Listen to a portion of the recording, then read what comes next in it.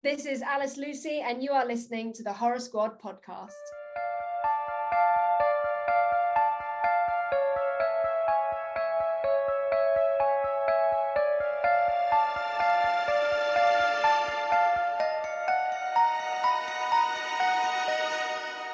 Hello, everyone, and welcome back to the Horror Squad podcast. This is episode number 359, where tonight we are going to be talking about Smile 2, which is currently streaming over on VOD and also Paramount Plus if you have that.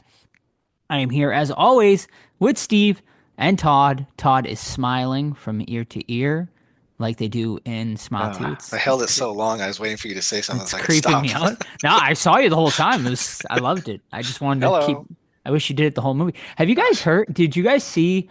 Actually, it was a pretty cool marketing campaign for this that you could watch the first 10 minutes of the movie on, your phone, your laptop, but you had to be smiling the entire time during the 10-minute Oh, scene. So like there was like facial recognition and you had to smile for to watch the first 10 minutes like of the movie. And So people took videos of it. It was kind of fun. give us access to your camera and AI technology reading your Exactly. face, and we'll show you 10 minutes of a fucking movie. Yeah. Indeed. I mean, that's how it's going these days. hmm But anyway, I'm here as always with Steve and Todd. Gentlemen, how you doing? Well, Todd, how was your Thanksgiving? Steve, how was your normal day of work and whatnot? But how are you guys? How was your week? How was everybody's holiday and week? Thanksgiving was good. Went to a friend's house. This is the least amount of food I've ever eaten because we're in the middle of a move. Boo. I know we're in the middle of a move, so I didn't want to like cook and stuff. You know what I mean? And we'll be wrapping the move up this weekend, so that's cool.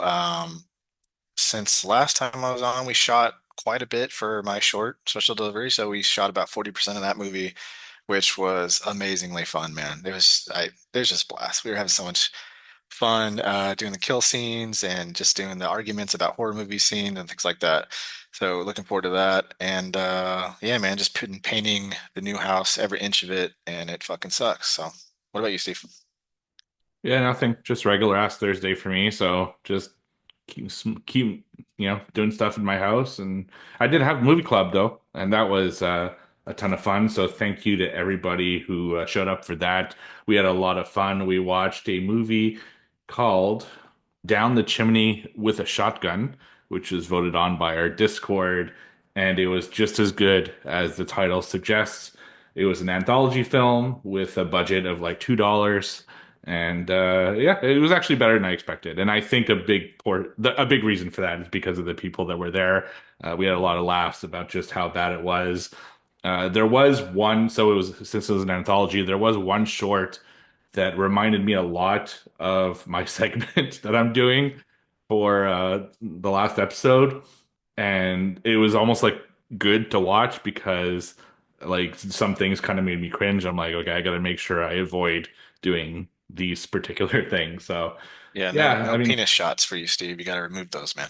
yeah, I know. I don't. Come on. Yeah. So yeah. So it was fun. Movie itself, not great. I'm not going to talk about it, what watch or anything like that. I wouldn't go out and check it out either. So yeah, join us next month. We're doing a final 2024 film before we submit our lists. So I'll put up a vote for that at some point on the Discord. What about you, Joe? How's your Thanksgiving? Oh, it was lovely. It was very chill. Just Sam and I didn't go anywhere. Just stayed in the house. Watched Planes, Trains, and Automobiles, which is our Thanksgiving tradition. Classic, great movie. Yeah, that was it. Made a What about brisket. what about the I'm not a meat? There you turkey go. guy. Don't Yeah, skip over the meat, man. yeah. Come on. I made a brisket. Came out Nice. pretty good. I did a different recipe this time. I wouldn't use that recipe again. It wasn't my. It came out better last year. I made a brisket for Christmas last year, and one came out better.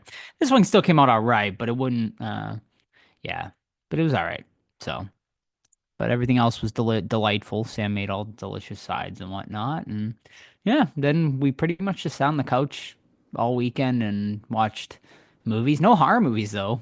There's really not, there's not much out right now new wise that I haven't already seen. I feel like I've pretty much caught up on everything. And I'm all about quality instead of quantity now. Like if it's not worth my time, and I know it's not going to make my top 10, I'm just like not going to bother with it at this point.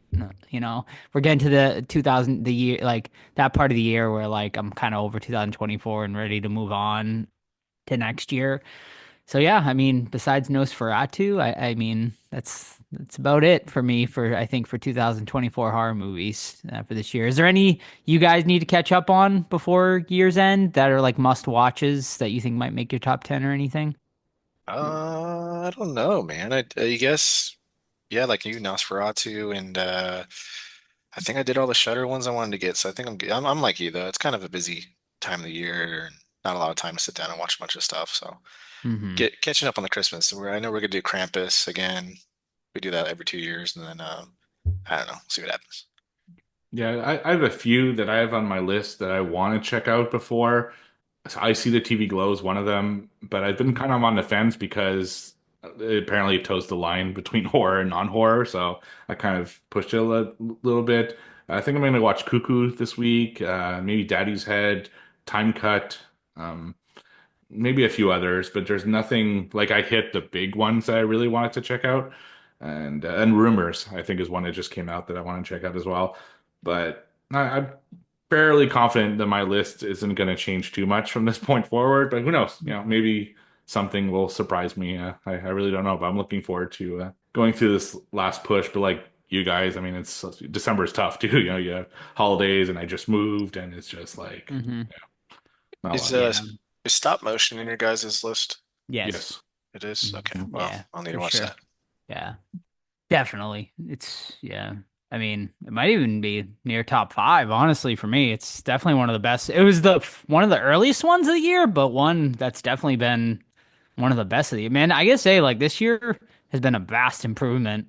I think this is one of the best years in horror in quite a long time, actually. And we'll talk about it when we get to the year end episode, but it was yeah, I mean this year in compared to last year is like night and day. The amount of just quality horror movies that have come out this year is it's been really great. So it's been a banner year for horror, I gotta say so far, and we'll see with Nosferatu coming out and every I think it could be like 5 or 6 solid like fucking 9 out of 10 movies in my top five this year. So we'll see how it goes. But anyway, I think that's about it. So let's head into spilling a little tea, Steve.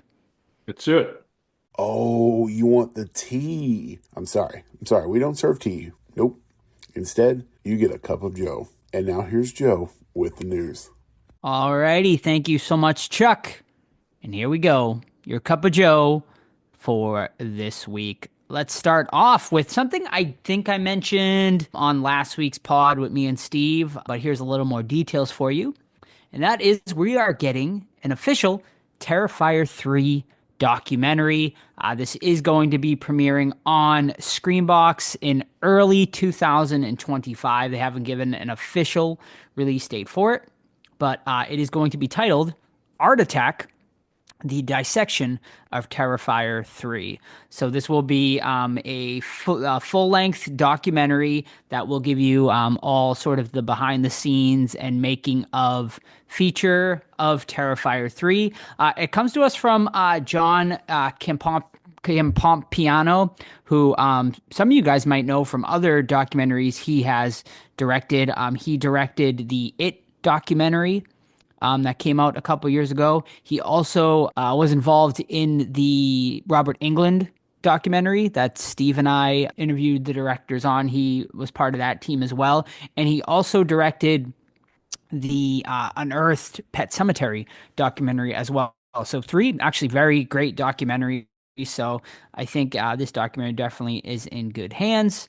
And yeah, that's about it. So yeah, so you Terrifier fans, Terrifier 3 documentary coming out very, very soon over on Screenbox.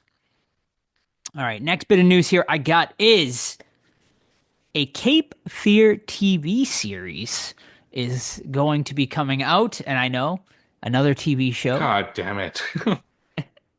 I mean, listen, it's unlimited. We have unlimited streaming services now. Everybody wants to make a TV series these days. And yeah, what makes this, I think, really interesting is Steven Spielberg and Martin Scorsese are going to be producing this TV series, and Javier Bardem is going to be starring in this television series, and he is going to be playing, of course, our villain character, which obviously he's played some great villains in the past. Won an Oscar for it, right? He won the Oscar, Sugar? right, What's the name? for Sugar? Sugar, Sugar? right? There you go. Yeah. I mean, so he's Great going to be movies. playing, for those of you who have seen, the remake of Cape Fear with Robert De Niro, he'll be playing that character. So yeah, I mean, I'm intrigued. This is going to be through Apple Plus, which I gotta say, Apple has always come out with pretty quality TV series. It is going to be a 10 episode series, so limited, I suppose you can call it. And yeah, that's about all I got on that. But Steve, I can see he's already upset about it. He's not gonna watch it. I mean, any of you guys? Are you guys, I guess, fans of like Cape Fear? Fuck no. No? Hell no. All right. I like just watched it for the first time like a few months ago actually, and it's I mean, do I want to watch a TV show about it? Not really, to be honest with you. All So right. probably gonna. And I like all those people involved. It's just not something that interests me. And Apple's one of the few services I don't get because they don't have enough to lure me to pay another streaming service. So probably never gonna watch this one. All right. Well then. Fuck that show. Never mind. Just delete it, Steve. Remove this whole thing from the segment. All right, moving on. Squid Game Season 2. Are we ready? Are we excited? It will be premiering on Netflix the day after Christmas of this year, December 26th. The trailer has been released for it. Yeah, I mean, I don't think it was necessary to make a season 2. I mean, the phenomenon kind of came and went. I mean, honestly, I think the reality series seems to be more interesting at this point, but I don't know. I mean, what do you guys think? I'm not overly excited about it, but I'll probably watch it anyway. But yeah, I mean, what do you guys think? Are you guys excited for Squid Game season 2? I'll watch What was it. that? What was it, like 4 years ago at this point? It's been a while. Yeah. Yeah. No, I'll watch it. Like Steve, and first one's really cool, but I don't know where we're Yeah, gonna go with the second one. I mean, I think it progressively got worse, like as it went along, though. Like I thought, like the first 6 or 7 episodes were fantastic or whatever, and then like the last couple, once they introduced like the rich, like white dudes The worst with the actors of all masks time. and stuff, yeah, like it got kind of bad after that. So yeah, and I just don't know where they go. Like where was he going? Wasn't he going to try He's to got like red hair now, find Joe. the people or something? Does he? He's got red hair now. Yeah, he dyed his Yeah. hair red. That Oh. was a huge Like- plot like- point. Like red, like It's Red. almost pink. Like not like ginger, but like No, red. like No, the no. color red. Okay, Yeah, like the color red. Okay, yeah. so he's a little badass We now. need to know. We need to know why. He's like- that's how you know he means business. He dyes the hair red, so we're like, oh shit. well, okay. spoiler alert, he doesn't have red hair in the trailer, so Oh. I guess Why it doesn't wasn't- he have red hair? We need yeah, to know exactly. That's the whole series. That's all we're gonna find out. I see what's gonna happen here. He's gonna be like, I gotta go get these people, and then we'll see a shot of him in front of the mirror dyeing his hair red, and then like he's ready now. for action. I That's like what's gonna. Yeah. All right, so we'll see what happens. December 26th. I'm sure. I mean, I don't think anything we're going to like main cover on the show, but I'm sure we'll discuss it on our What Watch segments once we all give it a watch.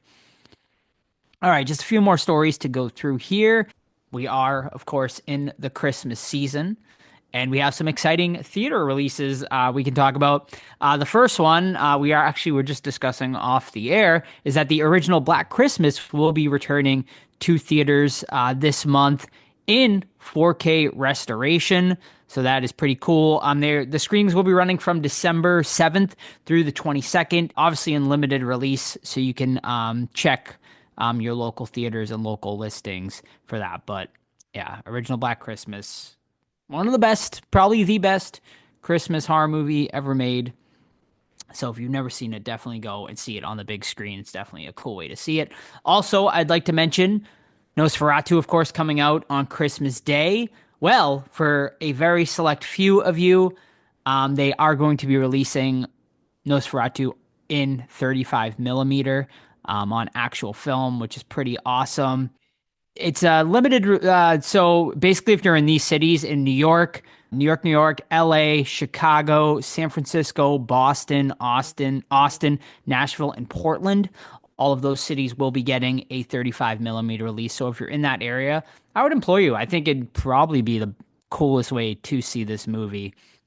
So yeah, go and check it out. And if you can't, go and see it in theaters. Go support this movie because I think it came out at a very weird time. I think we discussed this that Christmas just seems like a odd choice for this movie to come out, and I don't know how well it's going to do in theaters, but I hope it does really well. And yeah, so go support the movie. Go check it out in This theaters just if you in. can. Ooh, I just booked 2 tickets for December 26th lovely. at 10:05 a.m. Who are you gonna go with? I don't know. We'll see. Probably my daughter. Your daughter? Yeah, she would go Yeah, see it. she likes that Yeah, stuff. Yeah. nice, awesome. All right, sweet. Well, Todd is doing his part, and I noticed at AMC theaters when you buy the tickets now.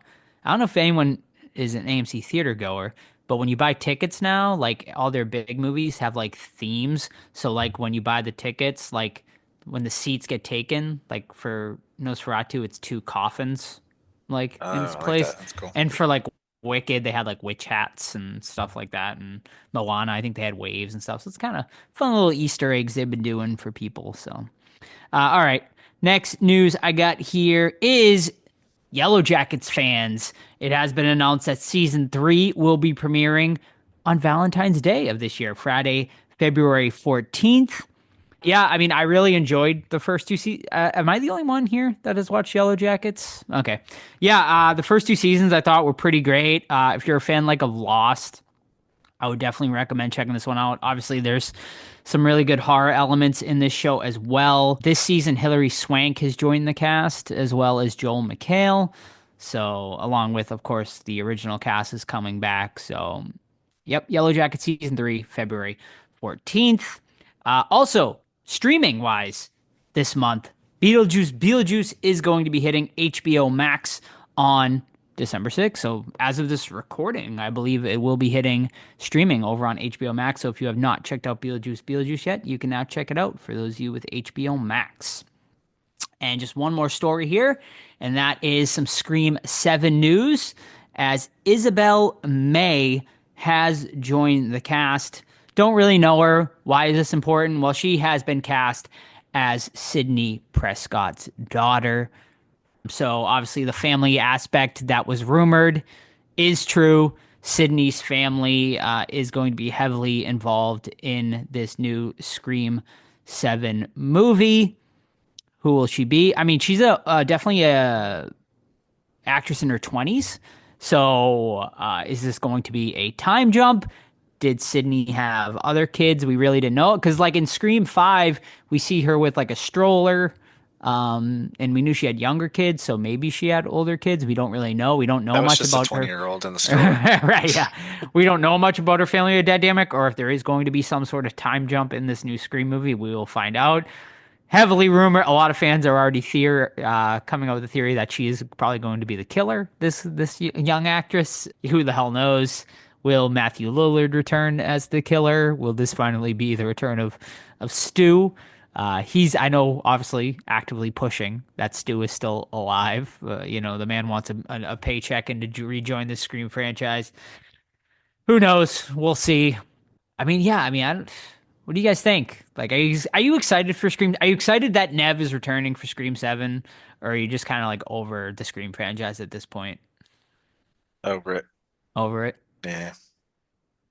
Yeah, like, will I watch it? Yeah, probably. Am I excited for it? Not really. Like, the Scream is coming back buzz is gone now. It's just basically, okay, there's another one coming out. I guess I'll have to watch it. But I can't say I'm very excited for it.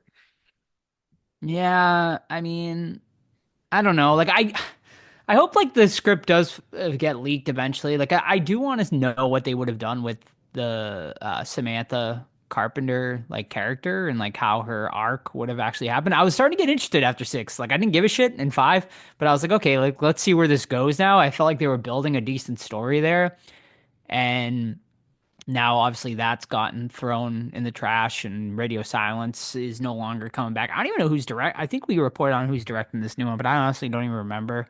I feel like it was a director we weren't too except oh wait, no, it's what's his name? The original writer. Yeah, Yeah, that's right. it was someone Yeah, the involved original with the writer. original. Yeah, that's right. So okay, so maybe they'll. I mean, although his last movie was fucking terrible about like that pandemic horror movie they did. Did you see that one? I don't. Which one Sick. was that? Sick. Yeah. I didn't see it based on your It was pretty. recommendations. It was awful. But yeah, I mean, we'll see. You know, I mean, Nev coming back is cool and all, but I feel like her story's kind of done at this point, and it's like how many times do we have to go back that same well? But we'll see. I mean, we're gonna review it, obviously. I mean, we're a horror podcast, so we're obviously gonna cover it, and let you guys know what we think of it when it comes out next year, I believe it is. All right, and finally, we're gonna end on a note of rest in peace to Slumber Party Massacre actor and star Michael Valea, who of course played the infamous slasher Russ Thorne in the Slumber Party Massacre series. He passed away at the nice old age of 84, so he had definitely a good run there. But we say rest in peace to him as we lost him this week. So, moment of silence for him. And thank you, everyone. And that's it for horror news this week. Great.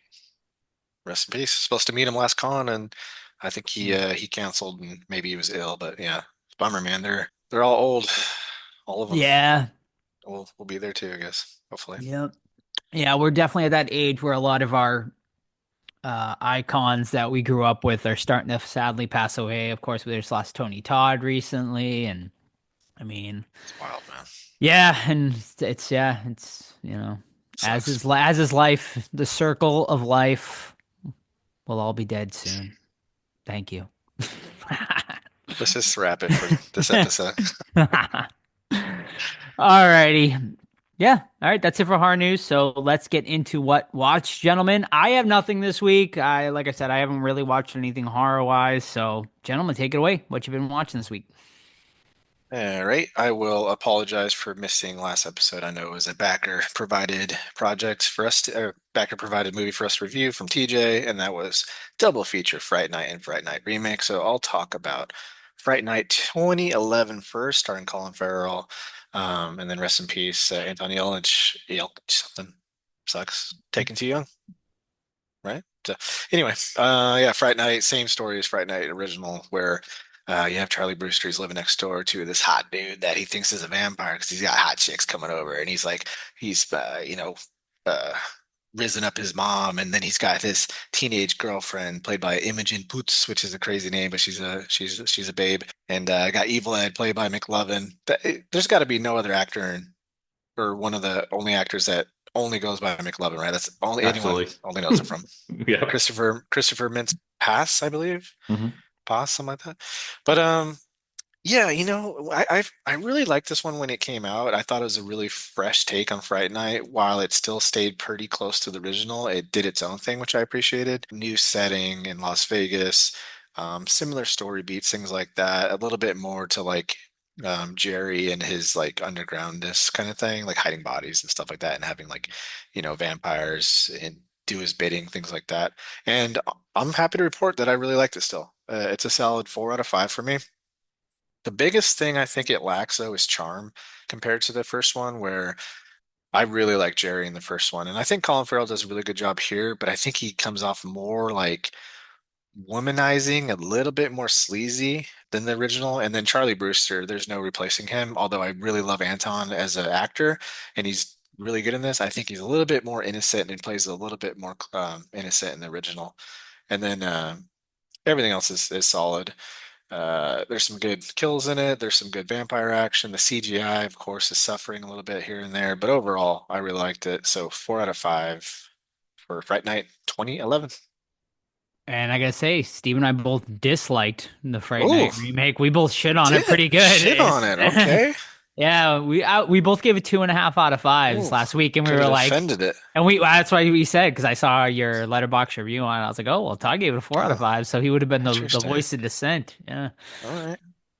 Yeah. All right. So my first one is a 2024 film that I watched over on Shudder, and that is the French film Mads, which I believe both of you watched, and I put on my list to check out. So basic plot is it's a one continuous shot throughout the entire movie. It's about a guy who he's like just kind of messing around and stuff, and he's going for a drive, and all of a sudden he like drops his cigarette into the car, so he has to stop on the side of the road. And as he's trying to pick up the cigarette, there's this woman who is all fucked up, and she like gets into the car, and she obviously needs help. So he starts, trying to figure out how to help her. At first, he wants to call 911, but then he decides that he won't because they're going to send the police, and he's smoking a joint. So he decides to drive her to the hospital, and there's something really wrong with her, and she starts attacking and stuff like that and wounds him, and he kind of ditches her, and then he starts exhibiting you know like consequences. He starts essentially turning into like a zombie, where he starts like going a little bit crazy. It looks more like infected from 28 Days Later or The Sadness or something like that than it does like a classic Romero zombie. And basically, the film follows him as he goes through his process, but also eventually starts following other people like seamlessly. Like at one point, he gets thrown into a van, and the van drives away, and the van almost hits a woman, and then the van keeps going, and the camera like follows that woman instead to do some stuff, and the story kind of intersects with each other and stuff like that. So I'd heard a lot of good things about this movie, so I was really psyched to watch it. I always love to see new ways of presenting the horror genre, the not the horror genre, the zombie genre, because that's one of my favorite subgenres of horror.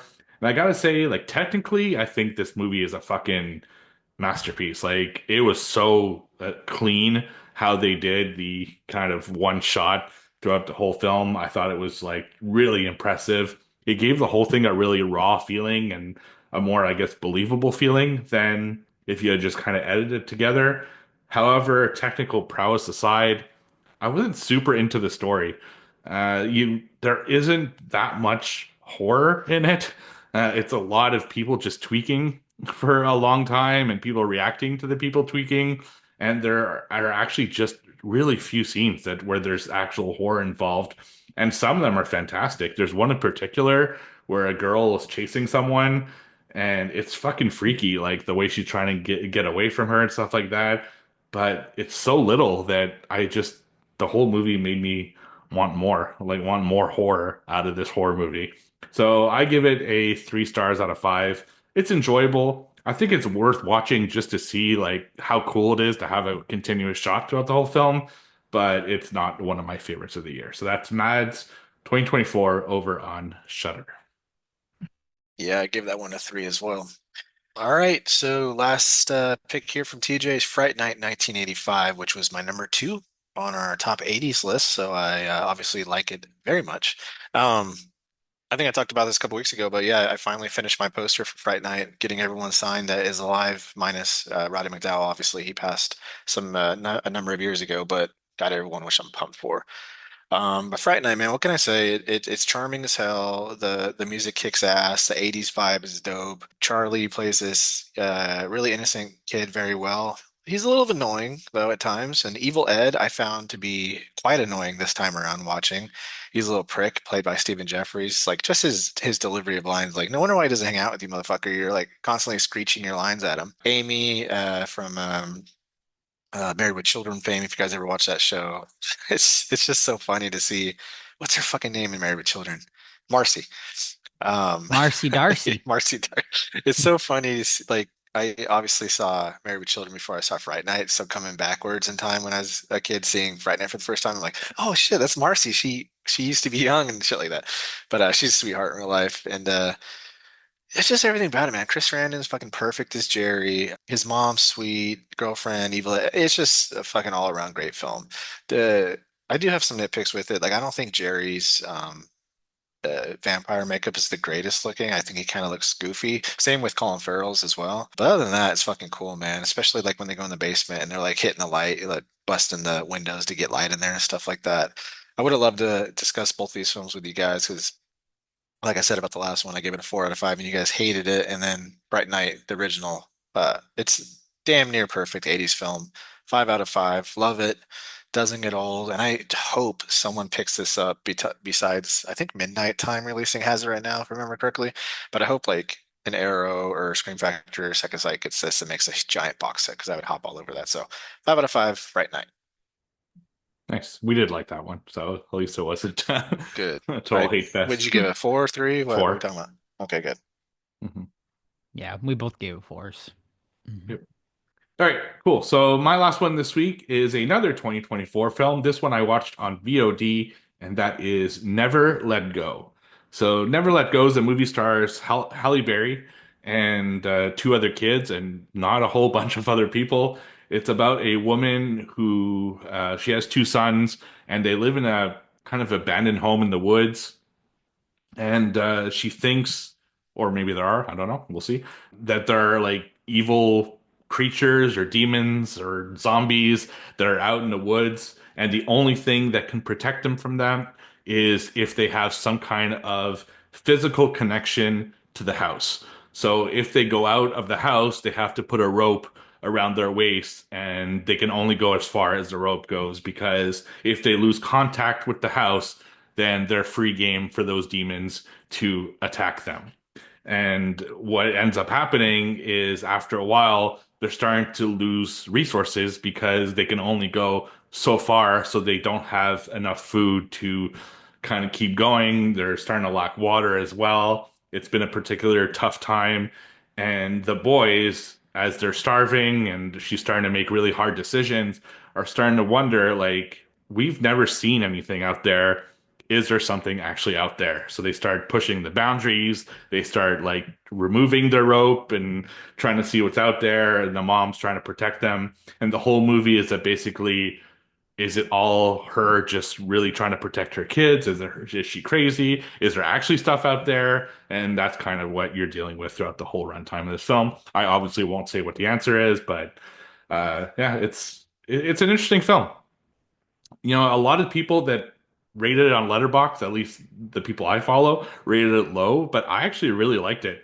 It's I was in for the ride the whole time. You know, I was really curious what was going on, and at points I'm like, okay, it's so obvious what's going on, but then it does something that makes you question, like, okay, maybe you're wrong, and it goes back and forth with that until the end, honestly. And I had a fun time watching it. Like, will it be on my top 10? No, I don't think so. But I definitely don't regret watching it. And I think people should at least give it a shot, not just listen to other people. I think it's a good one. And one thing of note is the 2 boys are fucking amazing, man. And like, you know, the kid actors are a very hit and miss, but these 2 are really hit. They do a great job in their role. So I just want to point that out. So that's Never Let Go. I gave it 3.5 stars out of 5. And right now, I think you can only watch it on VOD. Alrighty. Yeah, I've been wanting to check that one out. I'm just like, man, I'm a little burnt out on the apocalyptic like In the woods, subgenre yeah. right now, in the woods stuff. So I'm like, oh man. But I'll get to that one definitely eventually. Maybe before year's end. Do you think it's like, doesn't sound like top 10 worthy, but maybe? I don't think it's top 10 worthy, Yeah. but I think you might enjoy it. It's got that Yeah. slow burn, but that goes somewhere. Okay. Like caution for Sam. Oh, that's all I'll say. I don't know if you Okay. should watch this one. Animal deaths, I assume? I don't want to say it, but yeah, Okay. they're definitely like, if you like animals, Or... Okay. caution. Good to know. Good to know. Mhm. All right. Very good. All right. Thank you so much, gentlemen. And now it is time to Otter. But oh my God, the book has gotten. Oh my, it's taking over the whole room. I can see it from here. Jesus. Man, I have to move this pick to it the up. house. Bust it It's out. so Let's hear heavy. these scores. Okay, there it is. Ooh, I gotta move this in because my gosh. All right, quarter number 4. We got like 3 episodes left or something like that. Which actually, is this the last one? Because I know Joe might be absent for 1, maybe 2 episodes. We might so have we one might more. Be down. Maybe one more. Oh, One or maybe 2. We'll it's see. getting serious here. I think Okay. Nosferatu would be the last one, so I think So 2. I might need to watch 2 punishment movies. is what you're saying. Yeah, you're just I you're will fucking forgive like you, racking Day them of the up. I will forgive Day of the Dead 2 if you watch a Stephen Jeffries movie. Oh. Let's go I'll- to quarter number 4. In the lead with 18 myself. Joe, second place, 12. Steve, third place, 10. Let's go. Who would like to lead off today? I'll lead us off. Oh, All right. okay. Big Daddy alert. So, Oh. first question. Mm-hmm. You ever seen a little movie called The Lost Boys? I have. Right. Very good. So my question is Lost Boys related? Okay. It's an easy one. Okay. And the question is, what is the last name of the vampire-loving brothers in the Lost Boys? Frog. Correct. No, The that's Frog Brothers. Oh. Yeah, you're right. It was like too easy. I was thinking you know? about something else. Holy crap. Good job. All right. I'll Simple, go next. effective. Very effective. Also a vampire question for me because this is a leftover from last week. Same. But this is my only one, I think.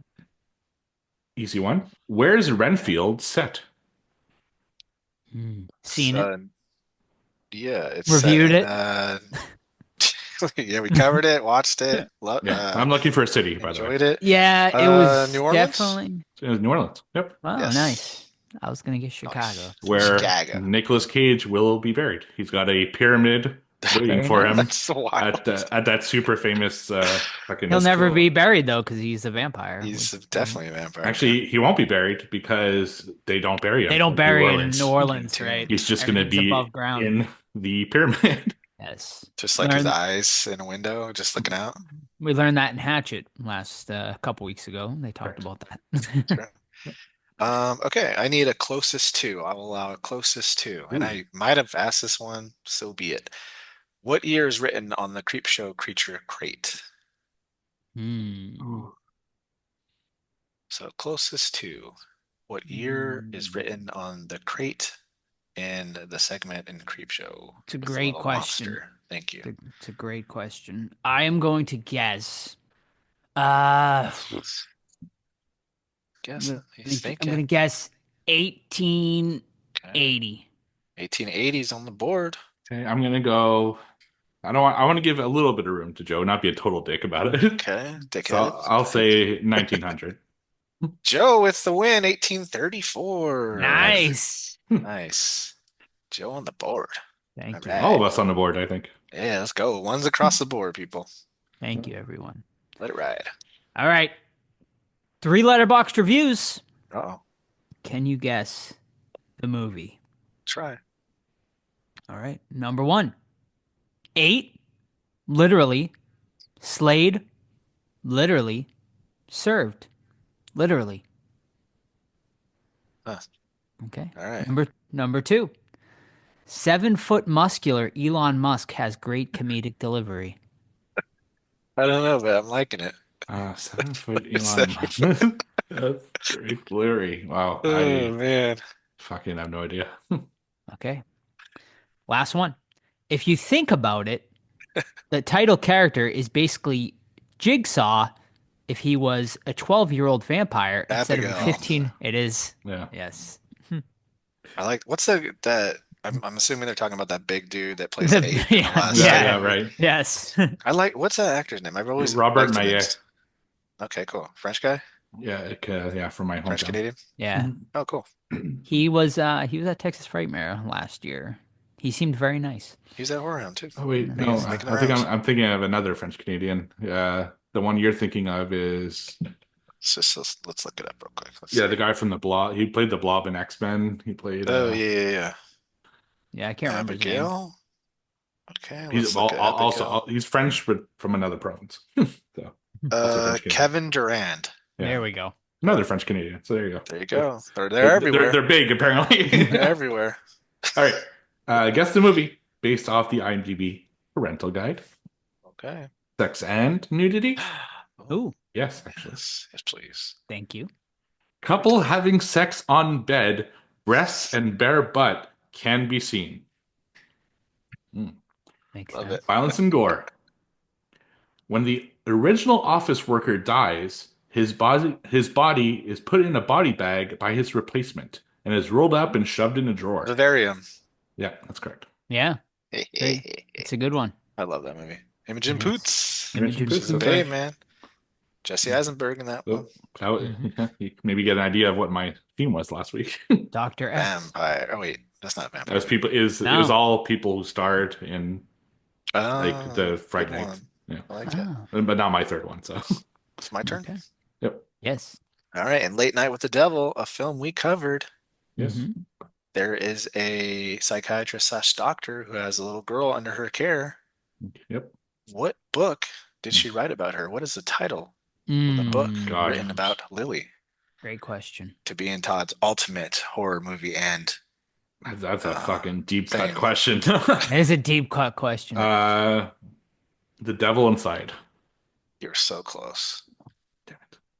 Dancing with the Devil. You're also close. The- Devil is in both. I'll give you a hint. Devil is the final word in the title. Living with the Devil.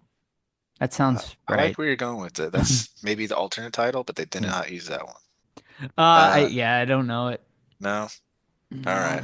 Final. It is called The Conversations with the Devil. Conversations. Conversations with the I Devil. I want to rewatch that Ah, because so good, man. it's very close. Like I don't know if it's gonna be my number one or not, but it's definitely get up there. And like I feel like I need to rewatch like 3 movies. I have 3 movies that are potentially number ones for this year, and I don't want to rewatch them all.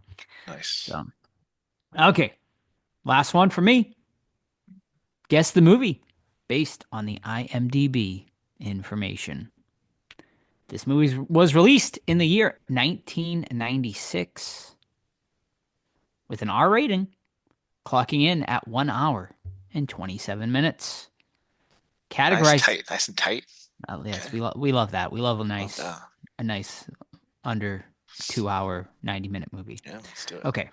Categorized as dark comedy, fantasy, horror, and vampire horror. Okay. Currently sitting at a 5.4 out of 10 on IMDb and a 36 out of Oof. 100 on Metascore. Ouch. Yes. Director Gilbert Adler.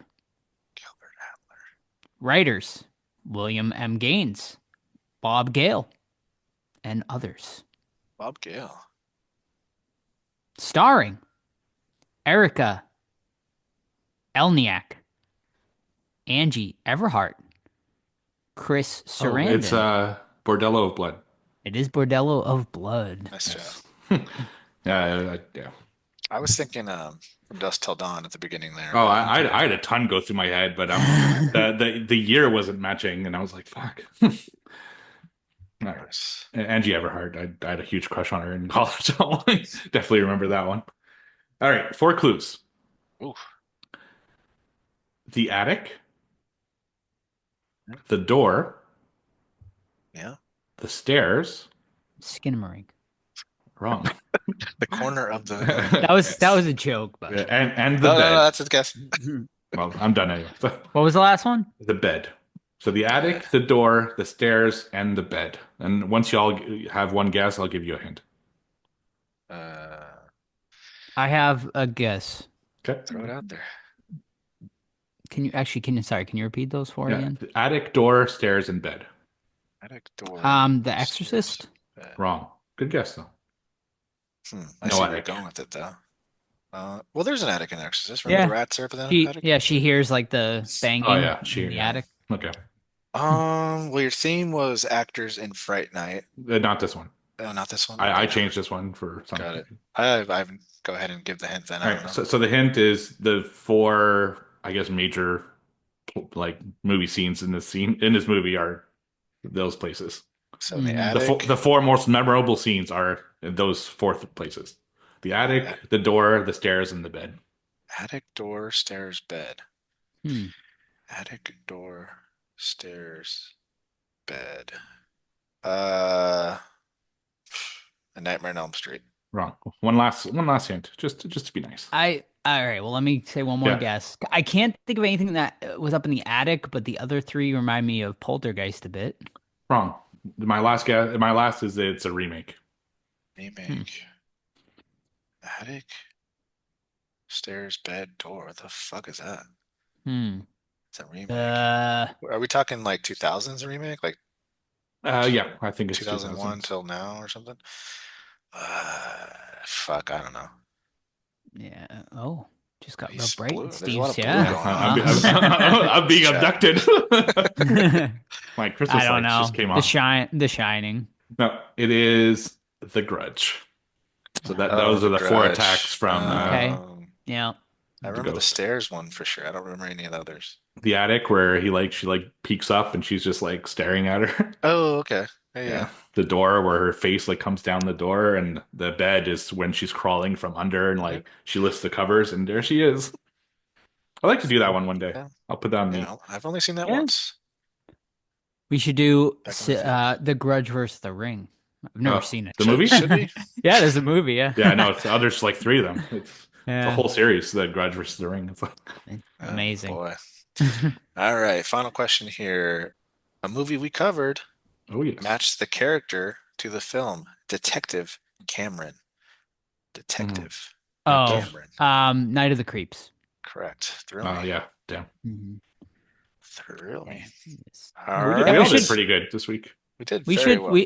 we should do The Grudge since we did like the Ring remake and the original. Yeah, we should do We this, should yeah. do The Grudge, the original Grudge. I and agree. I don't think I've seen the original Grudge. Neither have I. That's why I'm like, we should do it because I'd like to watch it. I've seen the original Pulse and the remake of Pulse, I think. Which are Hmm. you guys ever seen Pulse, the original one? I only saw the I don't think so. Just the Yeah. American version. yeah, Yeah. the American version. With the dude from Lost, yeah. Back Scary when. movie. Yeah. That was another fad, huh? Where like Yeah, they just decided to J-horror. remake a bunch of Japanese horror Well, movies. Yeah. yeah. Now they're doing Korean with Train to Boston? That's true. Trade of Is that a thing? Train to Boston? Is that what they're calling it? Isn't it? I don't feel know. like it's Train to American City. Did they remake it yet? Has it come out? I saw the poster, so Huh. I don't know. Maybe it's a distribution issue. Your cousin from Boston. I Still loves don't- that commercial. Yeah. don't think it's called Train to Boston though. I don't think. I'm looking. Could be. Subway to Staten Island. No, it's now the last train to New York. Last Train to Okay, New that York. sounds a little better. Yeah. I like it. Scheduled to be released April 21st, 2023. So clearly, Oh, lovely. yeah, it might have been Yeah. canceled. Yeah, I'm okay with it being can. I mean, Yeah, me too. It's a fucking almost perfect movie as it is. right. No need. All right. Alrighty. Myself won the night with 3. Steve and Joe tied at 2 apiece. Brings us to 21 for myself, 14 for Joe, 12 for Steve for trivia quarter 4. Todd running away with it. Let's go. All right. Unfortunately, I didn't have time to watch Smile 2, so I'm going to have to bounce out. But you guys have fun, and thank you for listening, everybody. Bye. Alrighty. All right, see you guys. Later. Thanks. See you, Todd. Alrighty. Sorry, guys. I know you lost Todd. You're probably all turning off now, but if you want to stick around, you can listen to Steve and I talk about our main event of the evening, 2024's Smile 2, directed by Parker Finn, starring Lucas Gage, Miles Gutierrez Riley, Ray Nicholson, Kyle Gallner, Drew Barrymore. She's on here. I wouldn't She say is. starring, but yeah. Yeah, right. I would say starring. Rosemary DeWitt and Naomi Scott as Sky Riley. Plot. About to embark on a world tour, global pop sensation Sky Riley begins experiencing increasingly terrifying and inexplicable events. Overwhelmed by the escalating horrors and the pressure of fame, Sky is forced to face her past. Yeah, not bad. Keeps it, simple, a bit mysterious. Once again, Todd, he's abandoning He's us slacking, on these man. reviews. Like, He's really slacking. So, Steve, I'm once again going to have to put the pressure on you to give us a plot synopsis for Smile 2 this week. Sure. So, Smile 2 is a story of a pop star by the name of Sky Riley who had some kind of traumatic car accident. And this takes place a few years later. She's now recovered and ready to do her comeback tour with a new album and a whole world tour planned. And she's all ready for it. She's now sober. Apparently, she was taking something beforehand and she's ready to go. But she still has a lot of pain from the car accident that she's trying to hide. She's got massive scars on her back, on her knee, on her stomach, and she wants to keep the appearance that she's doing okay. Unfortunately, because of her previous addiction problems, no doctors will prescribe her anything more than a Tylenol because they're afraid that she'll fall off the wagon. So she gets her pain drugs from a drug dealer. And she goes to that drug dealer's place, and he's totally tripping out. He's acting super weird. And it turns out that there might be something more than meets the eye because he just like freaks out. He leaves the room to go get the drugs, comes back, starts smiling, and then smashes his face with a weight from like a weight bar. So she's freaked out. She leaves. She doesn't know what to do. She gets a text from an unknown that says, "Hey, were you at this guy's place last night?" And she's freaking out. And from there, she starts seeing people acting weird around her. Sometimes she sees things that aren't really there. She's just trying to figure out what's going on. And that's kind of where the story takes us, is her trying to figure out what this is and also dealing with the mysterious person who is texting her, who seems to know more than meets the eye. So Smile 2. So first, before we get to Smile 2, Joe, I just want to know, I don't remember if we covered it or not, but we definitely both watched it. What were just your quick recap on how you felt about Smile 1? Yeah, I don't know if we did a main review on it or not. I feel like we did. I feel like because I definitely remember discussing it with you guys, and I think I was the most positive on the original Smile. I gave it a 3.5 out of 5 when we had watched it, and I thought it was really good. Like, I really liked Sosie Bacon's performance in it, and I think my biggest complaint was I felt like it got a little goofy towards the end, but overall I really enjoyed it, and I was definitely I was looking forward to Smile 2, but I wouldn't say I was like overly excited about it. But yeah, man. So we Sam and I actually saw this in the theater in like late October, I think it was. Honestly, I think we were just so busy in October. I was ready to just sort of let it pass and watch it when it hit at home, but we just decided to go see it in the theaters. And I did watch it again just last week when we decided before we decided to review it, actually. And I gotta say, man, I loved this movie overall. I think it was the rare occasion where the sequel is better than the original. I think they took everything from the original and improved on it. Starting with the intro. The intro to this movie is fucking awesome. It is a continuous shot, one continuous shot opener. It's like about 10 minutes long with the Kyle Gallner character, which is really your only sort of connection from the first movie to the second movie. But it's great. It's an awesome, opener. It's fucking fast paced, and it really sets the tone for this movie pretty much right away. And then you get into sort of the Sky Riley storyline, which Naomi Scott, what a performance. Probably one of the best, female horror performances of the year for sure. I thought she killed it as Sky Riley. There's just so many layers to that character that's really interesting that we can get into. But I thought she gave a great performance. And I like the whole sort of, this is a way better version of the Pup Singer thing that, we got that in Trap earlier in the year, which, none of us were too keen on, but I thought this was a much better and much more entertaining way to go about it. The story, it takes you on quite a journey, man. And I think it does a much better job. Like, the last movie definitely did a good job of fucking with your mind, but this movie is on a whole nother level of fucking with your head and not knowing what's real and what's not. I think it does a pretty good job of disguising it, and it keeps you guessing a lot throughout. And then, yeah, man, and then we get to the ending, and I thought the ending was awesome as well. Yeah, what'd you think, Steve? So regarding Smile, the first one, we did review it, episode 254, if you want to go back and check that out. From what I remember, I liked it, but I didn't love it. What my biggest issue was, and this is kind of the movie's fault, but also not the movie's fault, is I found all the best things about the first movie were shown in the trailer. And the trailer aired a lot. Like, I remember seeing that trailer in front of a lot of movies I saw. So it was kind of a bummer that they kind of blew all the best fucking moments in that trailer, where Smile 2 did not do that, I thought anyway. And I agree. I think Smile 2 is a considerably better movie than the first one, which is surprising because I really didn't know what they would do with this concept again. I think it, like you said, the star, was it Naomi Scott? Something like that.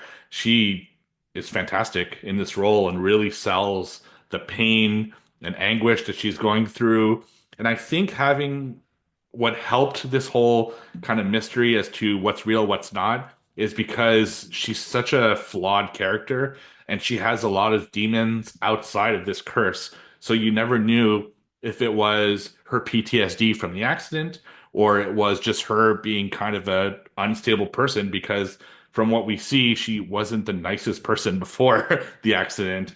And it just, that mix of everything created an interesting kind of intrigue for the whole movie. And yeah, this is a good one. I really enjoyed watching it.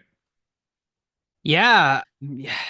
I don't know where you want to start here, but I guess let's start with the intro. What did you think of the intro? Did you find it necessary? Do you think it was a good way to sort of kick off the movie with like sort of I guess like, I honestly I think I would have liked to see more Kyle Gallner, because I love that actor. I think he's such a good actor. But you had to connect sort of Smile 1 and 2 some way, somehow. And I thought it was a good way to connect it. And I loved the whole continuous shot, that how they filmed it here. Yeah, I agree. Was it necessary? I wouldn't say it was necessary, Right. but it was a cool way to set the motions into, set the movie into its motions, and also kind of have closure for the first movie at the same time. Mm-hmm. And the fucking accident is gruesome, like what ends up happening to Kyle Gallner. It's funny because he's one of those actors that I don't feel like I've seen that many movies with him, but I was looking at my top actors that I've seen movies of in Letterboxd, and he's creeping up there. Like he's in my top 10 right now of people I've seen the most, which is fucking wild. He's just Mm-hmm. in a lot of stuff. I would have been cool to see him more too, because he's a great actor, but he's really busy, I guess. And this movie, it really isn't like it's really about Sky, right? Right. And I Yeah, think for sure. to have him, what it kind of just probably hurt that performance. So I think it's the better choice to make this whole movie about Sky, and also a good choice for future movies where you really focus on one person's experience with this curse. So Mm-hmm. I liked the intro, but I don't think it was necessary. It was just, but it was still cool. Sure. I had this discussion with Sam. I think he's such a good actor, and I kind of wish they, I love this intro, obviously, but I kind of wish he took over the Boris character rather, like sort of the guy who kind of tells she meets Mhm. and kind of tells her. I kind of wish that was Kyle Gallner's character instead. I think that would have been a better place for him. He would have had more of a role. But I guess like, I appreciate, the impact, I guess, of killing off Kyle Gallner right in the beginning was a bit jarring, and it's a fucking brutal destiny. This movie has some pretty decently gory scenes. And I guess one of the first one we see is the death of Lewis, which I thought went a lot harder than I expected. I thought that scene was pretty cool and pretty damn gory. Was with the fucking what was it, gym With weight the just weight plate, smashing his yeah. face in it? Yeah, that was pretty brutal. It was super brutal, and it was fucking awesome to watch. Like it's just his face just gets progressively worse every time we'd hit it, and yeah, that was a fucking cool scene, and Mhm. it's one of the ones that they did tease in the trailer, but they kind of stop it as he's smacking the weight in his head. Yeah. It went further than I expected. And I agree with that. It was a really cool scene, and it's funny because she pukes immediately after, and my first thought was like, God damn it, puking at the fucking crime scene? Are you kidding me? That's like crazy. But I And like then that she they, Googles it. yeah, I like that they bring Yeah. that back later where she's googling it because that is a very fucking real It like is, thing yeah, that people would do is they for sure. Google and it's what's going to end up, costing you in court is what Right. people Google after their crimes. But yeah, I like that. It kind of brought it together. Yeah, I guess let's get into like, did you? I mean, I thought like the whole Sky Riley thing I found to be really interesting. It was like very I think she said she modeled it after Lady Gaga in interviews, which obviously you can see there. But Yeah, I liked that we did they focused on they didn't focus on her fame like extremely where it like became like overwhelming.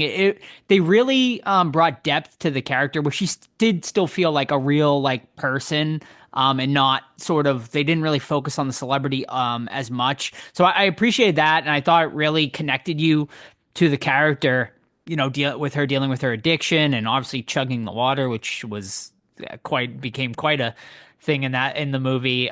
But yeah, man, it like I guess my question is like we see obviously the car crash scene, right? Like Mhm. we come she had this sort of very traumatic moment with her dealing with the car crash and we find out what happens in the movie with the car crash. Did you find that believable? Like, you know, would someone really fucking grab the wheel and crash a car intentionally? Like, I mean, I guess it does happen, but I pause for a second and be like, would someone really fucking do that? I don't know. Maybe in a fit of a drunken rage, you would. That's the thing is that, most likely no, but it's set up that she had huge substance abuse problems, and I think she's even like sniffing some stuff as she's like, in the car. Yeah, So in that mind frame, nothing's out of the question. It's like she doesn't even know she's in the car, she's just right. hitting her boyfriend, and he seems to be on some stuff as well. So I think it's plausible. I think Sure. people under the influence of whatever substance she was on can do things that anyone else would never dream of, and I think it's very hmm plausible that this could have happened. Yeah, no, that makes sense. Yeah, man, and kudos to the actor Jack Nicholson's son, actually, who Yeah. plays the boyfriend character in this, and he was great, like in his very limited role, but he was good in that. Man, that car crash scene is so intense, like them just fighting back and forth, and then man, like it's heartbreaking, like her performance, like you see it during the dream sequence, especially when she's sort of hanging, which is a really fucking cool scene, by the way just her like the crying like being stuck to the seatbelt and looking over and seeing her boyfriend dead it was really impactful this movie had a lot like man this movie had a lot of emotion in it and for the first movie really didn't like I feel that's why I feel like this movie just steps it everything up like so much like it's all based on this story and like really focusing on this and I really liked Sosie Bacon in the last one but man like Naomi Scott and this Sky Riley character just really brings it to a whole nother level. But I mean, I guess if you want to talk about some of the mind fucks, I guess we get in this movie. Because There's a there's a lot. lot, man. There's a lot. Do you think it's too much, or did you like that it was just like? Do you think they went to that well too many times, or did you enjoy that it's like always like I don't know what the fuck is happening, type I, game? I feel that some of it should have been real. hmm Like it But was. what is real and what's not? Yeah. Because I gotta ask you, is Morris ever real? Like that Yeah. Morris character? Like I don't know. I debate. Like it goes back and forth in my head. I'm like, did she ever really meet him? Was he ever a real fucking person? I don't know. There's never any basis of reality for him. Right. I wrote budget Tony Shalhoub. I was like convinced that's who it was. And it's funny because my first thought when he was there is that, wow, Mr. Expo Dump has shown up in Right, the yeah, movie. yeah. He just shows up. She goes to meet him and he literally explains the entire fucking smile Right. concept to her. So it would almost be weird if he was a figment of her imagination. Like, why would he have so Why much would he information? explain the curse to her, I guess? Yeah. Right. So, but could also be the demon fucking with her. So it is Right. possible that he was never there. So I really don't know because he Because her friend disappears, character's right? never there ever. No, right. Well, Never no, once. right. Because she ends up calling her at the end, and be like, "I wasn't gonna answer your text." So like that whole friend Yeah. character was a complete figment of the demon, like which Mhm. is pretty wild. Which I'm honestly glad about because there was one scene in particular that really pissed me off, and I was ready to fucking jump ship of this movie. I'm Oh, not gonna wow. lie. When I'm kind of like jumping ahead here, but the scene where she after she goes to the hospital and like escapes and like the friend's like fuck it, I'm getting in with you, let's go ride or die bitch or Right. whatever and like jumps in the car and I'm like what the fuck are we doing here. I thought that was based in reality and I was ready but then I was glad that it ended up being sort of another sort of Yeah. demon trick. So I guess there's a point in the movie, and that's what we have to figure out, where nothing hmm is real. because Right. jumping a little bit to the end, she's on fucking stage, like about to perform, which means Yeah. everything before that was probably not real, right? Because there's no Yeah. way she would have jumped on stage if all that shit like that happens before would have happened. I That mean, means she would have completed her rehearsals. She probably wouldn't have gone to the hospital. No one would have died. There's a lot of things that. right. So I think for me, I think it's when she passes out, right, in the bed or in her apartment, right? And I think she does go to the hospital, and I think that's the last point before she kills the mother. I think that's the last point of reality. I think after that, everything else is complete fiction, like or dream. But do you Demon think they sequence. would have immediately put her like on stage after going to the hospital? I mean, yeah. I mean, it seemed like because the mother was It's like literally very like that day. It's not they even. yeah. But if we were like throughout the whole movie, it was like you cannot cancel this Right. tour, like because they're like your career will be fucking ruined. They were fucking pushing her obviously to her absolute limit, which I think is probably very true in Hollywood and scenarios like this. I'm sure they, these these I don't- celebrities, actors, singers, whatever, get pushed all the time. Look this. at Michael Jackson, right? Like, Right, they, yeah. they pumped him full of propofol. That fucking is supposed to make a horse sleep, like, Right, yeah. and Yeah. all for that concert, right? Right, exactly. So yeah, I mean, I think I think they probably did push her. Like they were probably like, "You got to go." Like I think that was based in reality, with the mother being like, "You're gonna chill for the day here. We're gonna carve out some time for you." I think that was real and whatnot. And then obviously when she kills her, which was another, that was a great scene as well. Mm-hmm. The killing of her mother there. But yeah, no, I to me anyway, I think that is the last basis of reality that we see with Sky. Yeah, and there's a lot of stuff before that is Right, based yeah, in there is, reality, yeah. right? So, Right. No, yeah, I mean that's another reason why this movie's great is because Right. it's fucking who knows, right? Like it really keeps you sort of on your toes and guessing throughout the whole movie. And even on the rewatch, obviously I don't think it hits as well because it's coming, but still, it's still, even on a rewatch, it was still pretty great to watch. Yeah. I have a few like kind of random questions after, but maybe I'll ask them Sure. after we get into the meat and potatoes. I do want to talk about that fucking scene, which is maybe one of my favorite scenes this year, period. Sure.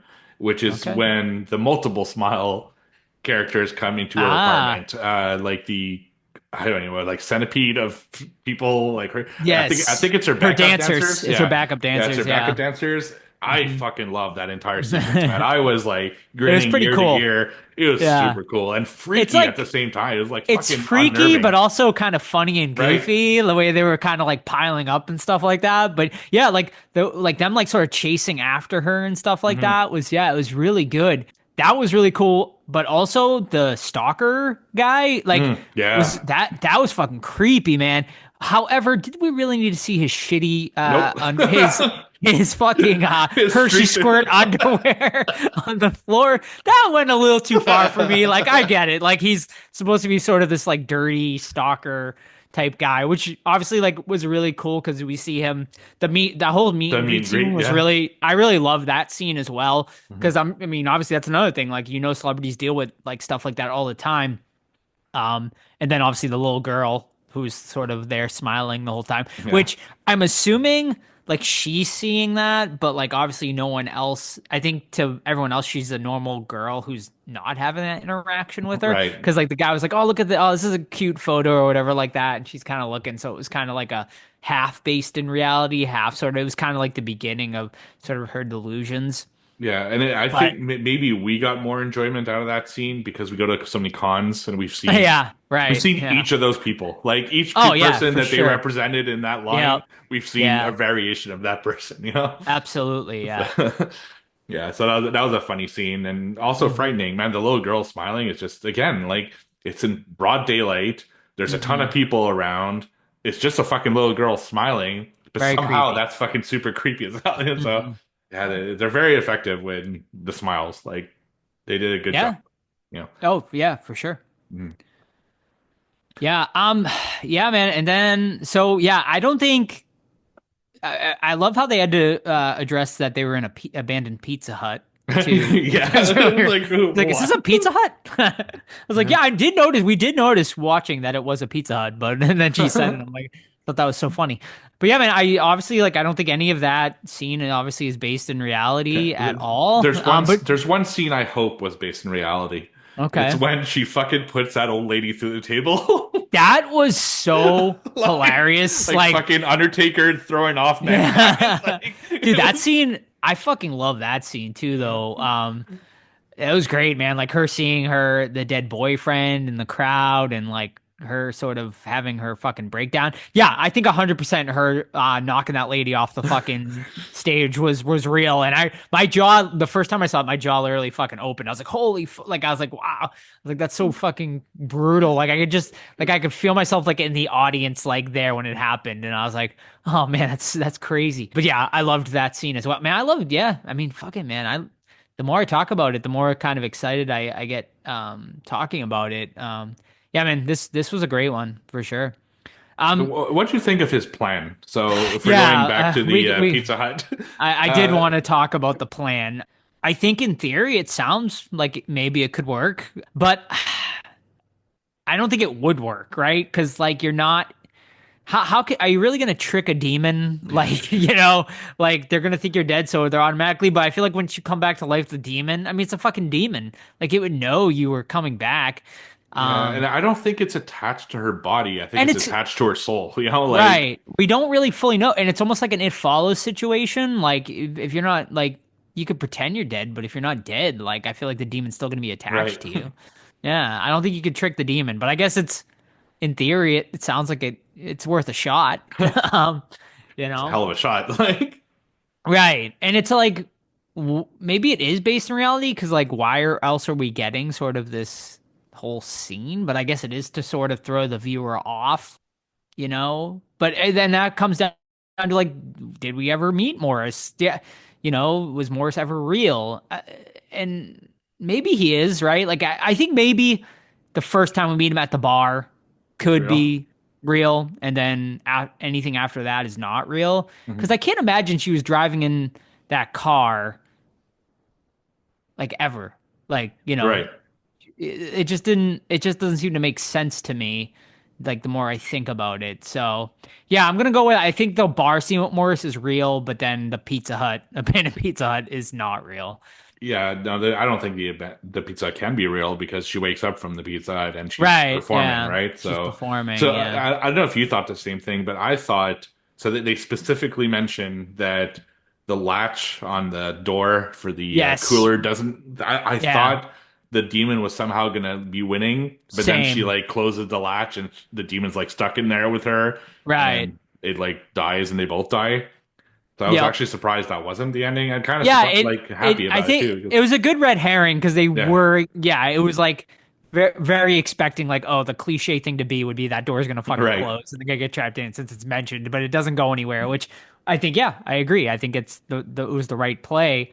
And then I guess should we get to the ending? Is there anything else worth discussing? I mean, there's like I have little notes I want to ask you after, but Yeah. they're more like just regular questions. Okay. Like one of them is I want to know just because she does it in the movie is do you use any sleep aid when you? So she uses rainwater to go to sleep in her in her ears. Are you someone who Oh, can just that's go to right. sleep without?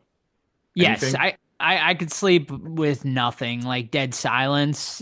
Sam though usually plays like a podcast or something in the back. Nothing like, no rain noises or nothing like that, but usually should just play a true crime podcast or something off her YouTube channel or something like that. How about you?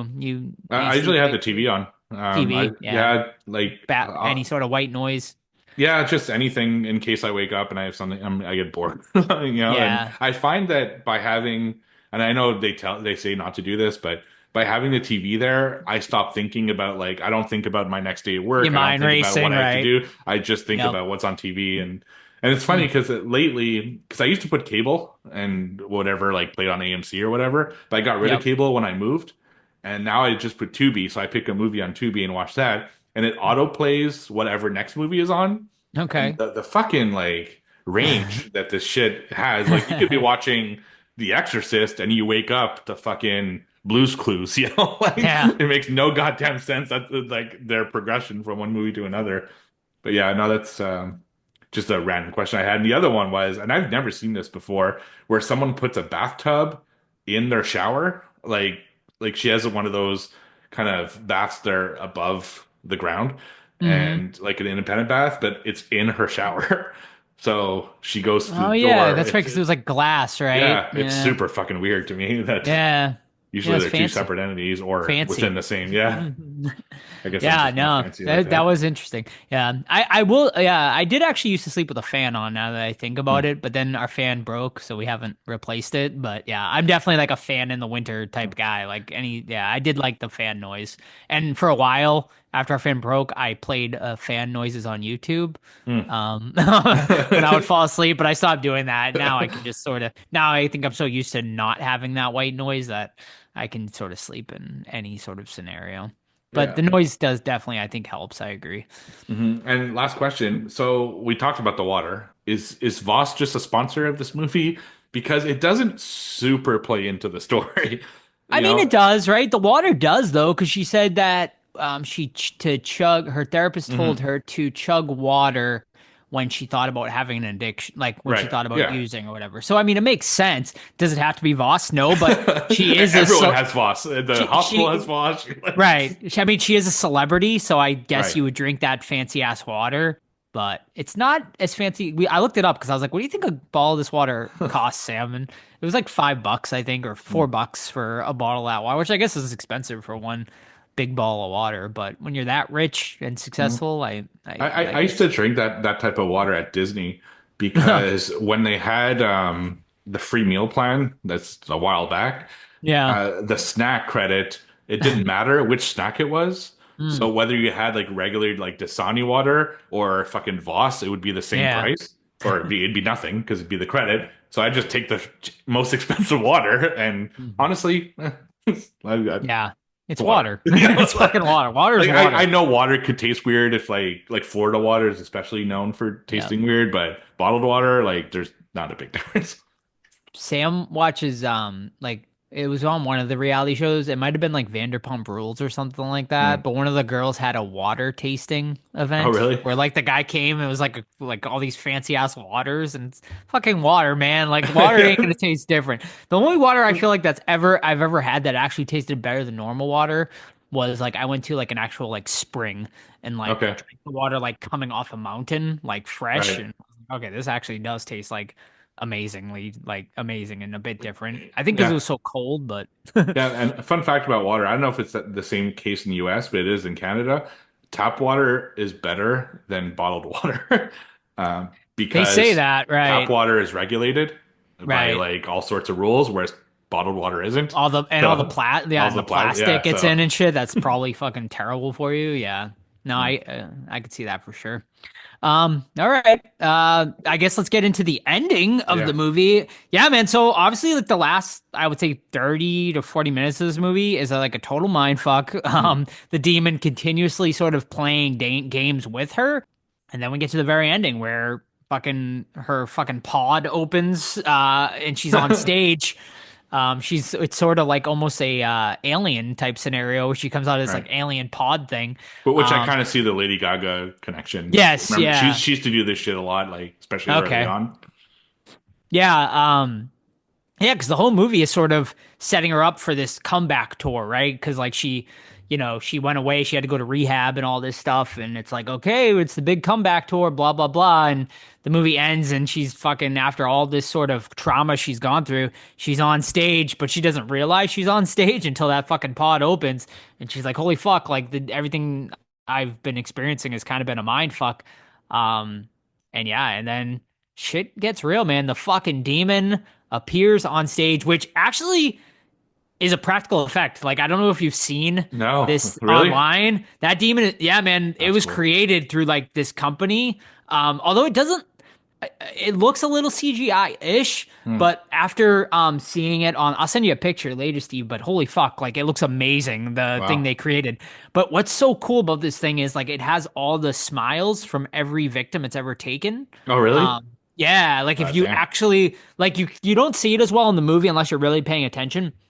but it has like fucking hundreds of rows of teeth and of smiles. That's cool. So she witnesses this demon, on the stage, and then you hope that it's going to be a happy ending for Sky Riley, but it's fucking not. She Nope. gets taken over by the demon, and she fucking kills herself on stage in front of the entire audience. And puts the fucking by beating herself to death with the mic that she ends up putting through her eye eventually, which you never see her do it, which I think is pretty effective because you're looking at the audience Right. screaming in absolute like terror, which I thought was a pretty cool way to do it. And then the movie ends with just the fucking microphone through her eye.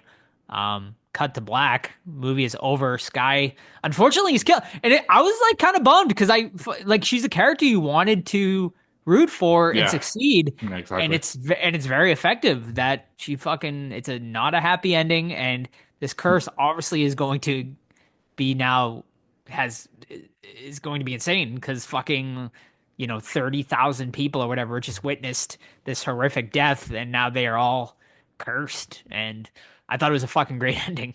Yeah, it's a great ending. Is this going to be an ending though that's going to like haunt them in Smile 3? Like it's, I don't think you need to have a smile. I mean, this movie actually, I think, killed it in theaters. yeah, I think it was like there it will did be a Smile really, 3. yeah. There'll definitely be a Smile 3 because, this movie made a shitload of money. It was the number one movie in America when it came out. And I mean, great for horror, obviously. Yeah. Yeah, I don't know. I don't know where you go from here. I don't think you could do much better than this, honestly. As far as the Smile franchise goes, I mean, we'll see. Hopefully they do. Hopefully they fucking surprise us again. But I agree. It's Yeah. it was a cool ending. Like it's a really cool ending. The creature Mhm. looked awesome. It was surprising. Like I guess not super surprising, but surprising at the same time the way she killed herself. Right. It was a little jarring though to go from like what was happening Yeah. in the cooler to her being on stage and shit. Yep. But once you kind of, come back to it, then yeah, it was a pretty awesome ending. And the ending didn't drag on too long, They could have Right. easily like milked that creature for longer, Yeah. but they didn't, he actually almost appears maybe not long enough, he's really quick. Yeah. But maybe He if is quick. he was longer, then you'd start focusing on things. He does look a little bit goofy. He does. He does. But not in short spurts like this. So Yeah. maybe it was the best decision. Yeah, because I feel like in the first one it was maybe a little too long. Yeah, So I think yeah. they did do a better job of sort of just making it quick. But yeah, I think I wish they focused on the face more because after seeing the picture online of just like the face, it was fucking really cool. Yeah, man, I don't know. We'll see what happens in the third one. I don't know where they go from here. But as it stands, I thought, yeah, this was great. All right, anything anywhere else, Steve, to go with this, or you want to? Should we rate this sucker? Honestly, my only negative or like big negative with this is Yeah. I found it too long. It's like Okay. 2 hours, 12 minutes or something like that. Is it really that long? Yeah. It I feel like just, Yeah, it was 2 over hours, 2 hours. 7 minutes. Yeah. Wow. It was definitely over 2 hours. And I Okay. kind of felt that at times, especially because you're following one character and it's a lot of the same things that are happening. Her having a meltdown, her coming down from the meltdown, something Mhm. crazy happens, she has a meltdown again, she comes back. It was like the same cycle over and over, even though Yeah. parts of that cycle were fucking awesome. Like when Mhm. things would happen, it was awesome, but the come down and her like kind of re-energizing herself to keep going got old after a while. So that's where I think my score comes down a little bit. But Mhm. yeah, it was a cool film. Mm-hmm. Yeah. All right, let's rate it. Yeah, man, I thought it was fun. I loved it. I thought it was great. I think it's one of the best of the year, shockingly. Like I was not expecting this to be like this is a easy top 10 for me, maybe even top 5, honestly. We'll see how it plays out with Nosferatu coming in. But yeah, it's one of my favorites of the year. I don't have many negatives. I didn't even feel the runtime, and I usually do, but I enjoyed it from beginning to end. Really, I don't have too many negatives to say about it. I feel like giving it a 4.5 out of 5, though, is maybe a little too strong. As much as I did like it, but I still think it easily 4 out of 5 for me. And honestly, On another day, maybe I'd give it a 4.5 out of 5. That's how much I love this one. But yeah, for now I'm gonna give it a 4 out of 5. And I think in time, my score might raise on it. We'll see. I think it's gonna require more repeated watchings for me to really stick a landing on this one for a definitive score. But yeah, for now, 4 out of 5. Easy top 10. Definitely will make my top 10 of the year. Yeah, I'm right there with you. 4 out of 5. It's currently on my top 10. Will it stay there? Probably at this point. But like you, I didn't expect it, because I didn't love the First Mile movie. It's one that was I knew was coming out, but it was kind of off my radar. And everyone's talking about it when it came out, like, watch it, watch it, watch it. Like, so I'm like, okay, fuck, I'll rent it. Of course, I rented the day before they make the announcement that it's coming to Paramount the next day. Yeah. But anyway, it is what it is. But I enjoyed it. I'm very happy I saw it, and easily one of the surprises of the year. So yeah, 4 out of 5. It's a good one. Nice. Also, I love when movies do this too. You can listen to like Sky Riley. She did like 4 or 5 original songs Oh, really? on YouTube. Yeah. Nice. So like you can it's like actually like listen to Sky Riley and everything. So it's kind of like how Trap did it with Right. original music. They also did it with the Sky Riley. So you can listen to original Sky Riley songs over on YouTube if you want to as well. All right. And our friends over at Letterboxd currently have it at a 3.3 out of 5. So pretty good, pretty decent score as well over on Letterboxd there. Alrighty. So I think that's going to wrap it up for this week's episode. We hope you enjoyed our review of Smile 2. Next week, what do we got, Steve? We are going back some ways. We're going to honor someone who I don't think we've ever talked about we talked about him on the podcast, but we never actually reviewed one of his movies, and that is Joe Spinell, who is just the fucking greasiest dude ever, and I love him. He's amazing. So we're going to review Maniac, the original. Definitely a memorable movie, and one I haven't seen in a few years, so I'm interested in revisiting and discussing it. Awesome. And Maniac, is it currently streaming on Tubi? Tubi in the US, Shudder in Canada. Okay, awesome. So you can check out Maniac, the original, for next week's episode, Tubi and Shudder. And yeah, I might not be on next week. We'll see. But if not, you'll definitely have Steve and Todd here next week. But I hope to be on next week. We'll see. I would love to watch Maniac and review it. So we'll see. But if not, you got your 2 favorites, Steve and Todd, to take over for me. All right. In the meantime, you can keep up with the podcast, Facebook, Twitter, Instagram, Threads. Just search the Horror Squad Podcast. You can also email us anytime, the Horror Squad Podcast at gmail.com. But the absolute best way to keep up with the podcast is our Discord. Completely free to join. It's linked over on our Instagram, or you can send us an email or a DM, and we will get you a link to join that Discord. We have Movie Club every single month. You just missed this month. Do you have a theme for next month, Steve? Yeah, it's Last Chance 2024. So it's going to be a 2024 film, specifically probably on Shudder. I think that's what we decided. So it's going to be a 2024 Shudder original. Okay, awesome. So yeah, join Steve for Movie Club every month. That's exclusively over on our Discord. A lot of other channels to sift through over there. Amazing community. Always something to talk about every single day, hour of the day. There's always someone chatting over on there. So join us in that great community over on Discord. Don't forget, leave us a 5-star review on your favorite podcast app if you haven't already. That would help us greatly to help spread the word. Also, you can buy some merch, tpublic.com, the Horror Squad Podcast. That's linked over on our Instagram as well. We have final episode merch as well if you'd like to support the movie that way. Also, don't forget our Indiegogo is still going. We are on stretch goals now, so any money you do donate will go to help towards the movie. But yeah, the money has come out. It's being distributed, and everyone is buying their equipment and whatnot. So yeah, thank you once again. And we're very excited to get that movie made and out to you guys in the very near future.